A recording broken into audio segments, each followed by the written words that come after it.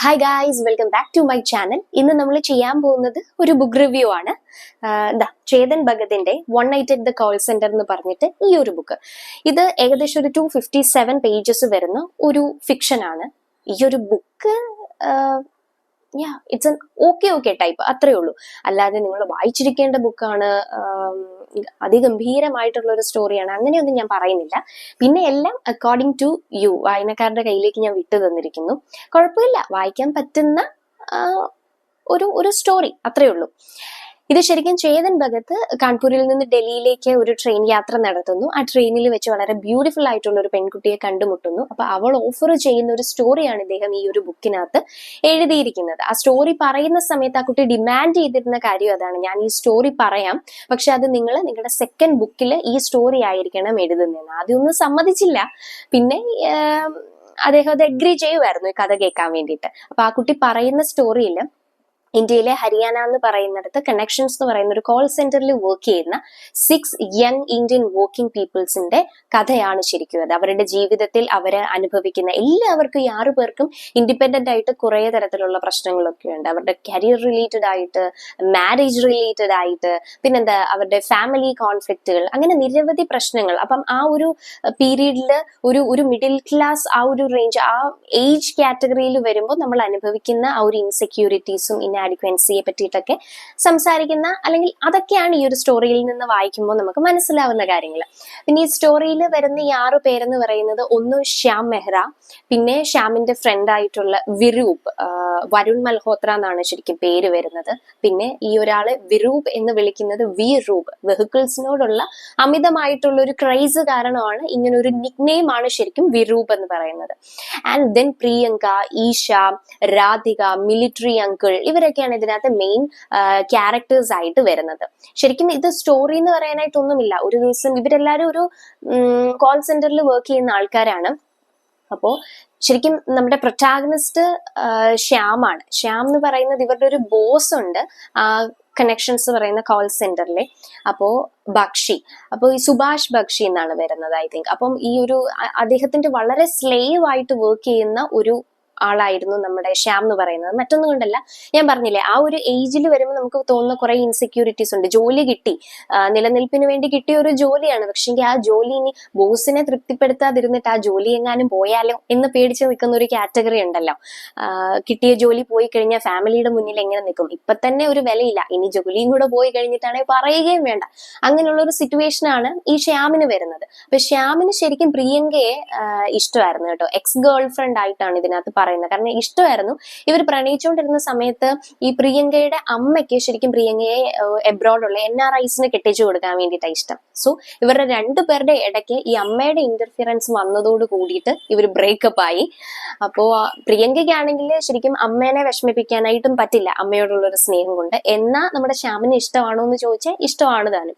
So ഈ ഒരു പ്രശ്നം ഒരു സൈഡിൽ കൂടി പോകുന്നു. ഒരുമിച്ച് വർക്ക് ചെയ്യുന്നവരും അല്ലേ, നൈറ്റ് ടൈമിലാണ്, നൈറ്റ് ഷിഫ്റ്റ് ആണ് ഇവരുടെ വർക്കിങ്ങും വരുന്നത്.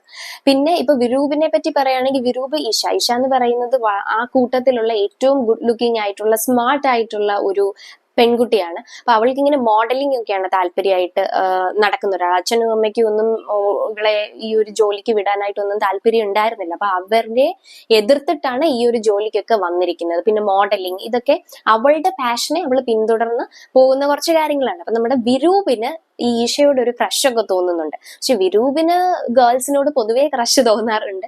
വെഹിക്കിൾസിനോടും ഞാൻ പറഞ്ഞില്ല, ഭയങ്കര ക്രൈസ് ആണ്. പിസ ഭയങ്കര ക്രൈസ് ആണ്. സോ ഈശയോട് നേരിട്ടത് പറയാനായിട്ട് ഈ കഥയുടെ എൻഡ് വരെയും അവന് പറ്റുന്നില്ല, അവൻ ചെന്ന് പറയുന്നില്ല. പക്ഷെ എൻഡിൽ അത് പറയുന്നുണ്ട്. പറയുമ്പോൾ തന്നെ നൈസായിട്ട് ഈശ അത് റിജക്ട് ചെയ്യുന്നുണ്ട്. ബട്ട് ഈ കഥ തീരുന്ന ആ എൻഡിൽ ഇവരുടെ 6 പേരുടെയും ലൈഫിൽ ഒരു വലിയ മാറ്റം സംഭവിക്കും. അപ്പോൾ ഈ വിരൂപിന്റെ കൂടെ ഒരു ഡേറ്റിന് പോകാനായിട്ടൊക്കെ ഈശ സമ്മതിക്കുന്നുണ്ട് കേട്ടോ. അതാണ് ഇഷ. പിന്നെ വിരൂപിനെ പറ്റി പറഞ്ഞ, വിരൂപിന്റെ പേരൻസ് ഡിവോഴ്സ്ഡ് ആണ്. അപ്പൊ ആ ഒരു സമയത്തുള്ള ഭയങ്കര നിരാശയും കാര്യങ്ങളും, ഒറ്റപ്പെട്ട ഒരവസ്ഥയിലാണ് ശരിക്കും പറഞ്ഞ വിരൂപ്. പക്ഷെ മറ്റുള്ളവരുടെ സിമ്പതി ഒട്ടും പിടിച്ചു പറ്റാൻ താല്പര്യപ്പെടുന്നില്ലവൻ.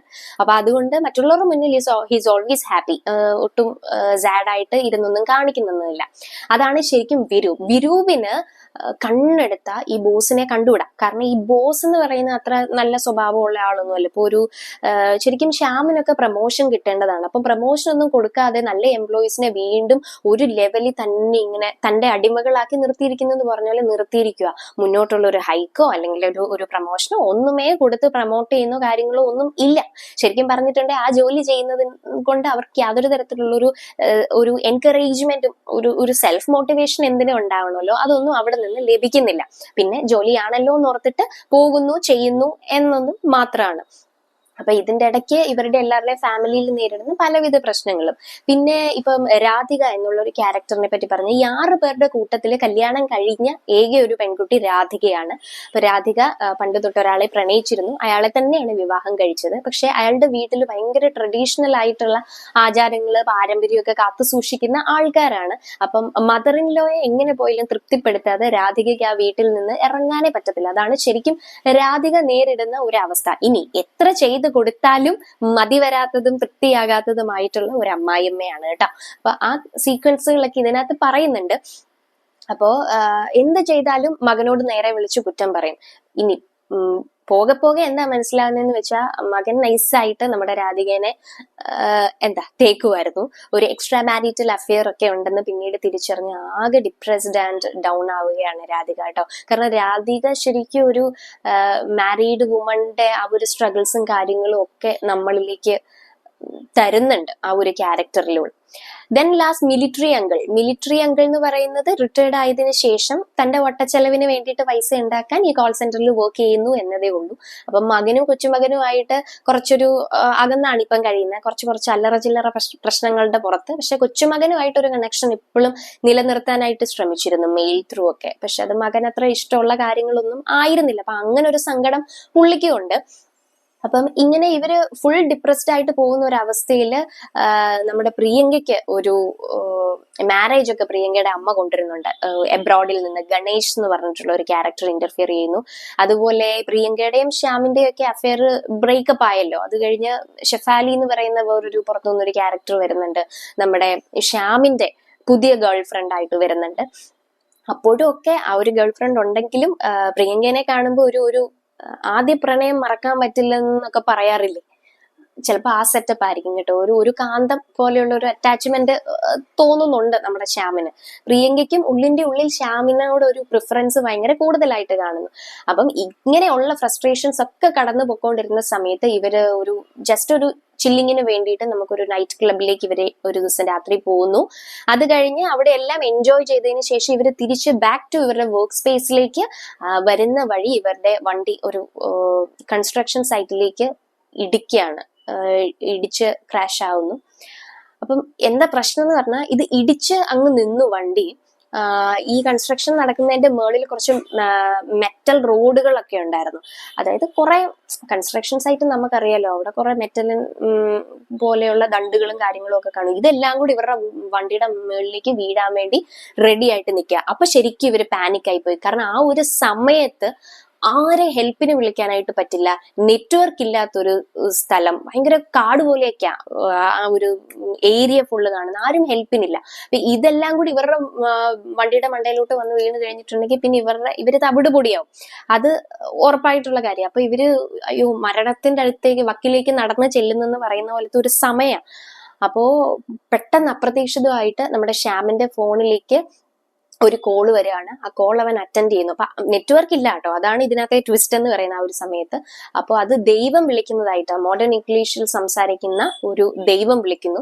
ദൈവം വിളിച്ചിട്ട് ഇവരോട് 6 പേരോടും ഇവരുടെ പേഴ്സണൽ ആയിട്ടുള്ള എന്താണ് നിങ്ങളുടെ ഇഷ്യൂസ് എന്നുള്ള കാര്യങ്ങളൊക്കെ ചോദിച്ച് ഇവരുടെ ഇഷ്യൂസ് അറിഞ്ഞിട്ട് ഓരോരുത്തരുടെയും ലൈഫ് എങ്ങനെ കുറച്ചും കൂടി ഇംപ്രൂവ് ചെയ്ത് കൊണ്ടുവരാം എന്നുള്ള അഡ്വൈസും കാര്യങ്ങളും കൊടുക്കുന്നു. അതോടൊപ്പം ആ സ്ഥലത്ത് നിന്ന് ഇവർക്ക് എങ്ങനെ രക്ഷപ്പെടാം എന്നുള്ളതിന്റെ അഡ്വൈസും കൊടുക്കുന്നുണ്ട്. സോ ആ ഒരു ടൈം എന്ന് പറയുന്നത് ഇവരുടെ എല്ലാവരുടെയും ജീവിതത്തിൽ ശരിക്കും നമ്മൾ പറയത്തില്ലേ, മരണത്തെ നേരിട്ട് കണ്ടിട്ട് തിരിച്ചു വന്ന ഒരവസ്ഥയാണ് എന്ന് പറയില്ലേ, അപ്പൊ അതിന്റെ ആ ഒരു വാല്യൂ അറിയാം. അപ്പൊ ആ ഒരു സിറ്റുവേഷനിലാണ് ഇവര് നിൽക്കുന്നത്. ഇതൊക്കെ കഴിഞ്ഞ് അവിടെ നിന്ന് രക്ഷപ്പെട്ട് ഇവര് തിരിച്ച് നമ്മുടെ കോൾ സെന്ററിലേക്ക് വരുന്നു. സോ മീൻ വൈൽ നമ്മുടെ വിരൂപും നമ്മുടെ ഹീറോ ശ്യാമും കൂടി ഈ ബോസിനെ ഇവിടുന്ന് പുറത്താക്കാൻ വേണ്ടിയിട്ടുള്ള ഒരു പരിപാടി നടത്തുന്നുണ്ടായിരുന്നു. അത് മറ്റൊന്നും കൊണ്ടല്ല, ഇയാള് ഇവിടെ കോൾസ് അധികം വരാത്തൊരു കോൾ സെന്റർ ആണെന്ന്, അതുകൊണ്ട് ഈ കണക്ഷൻസ് എന്ന് പറഞ്ഞ കോൾ സെന്റർ മൊത്തത്തിൽ അടച്ചു പൂട്ടാൻ വേണ്ടിയിട്ടുള്ള ഒരു പരിപാടി നോക്കുക. പെട്ടെന്ന് നമ്മൾ വർക്ക് ചെയ്തുകൊണ്ടിരിക്കുന്ന ഒരു സ്ഥാപനം അടിച്ചു പൂട്ടി കഴിഞ്ഞ് ഒന്ന് ഓർത്ത് നോക്കി, പെട്ടെന്ന് നമ്മൾ എവിടെ പോകാനല്ലേ അടുത്തൊരു വർക്കിന്.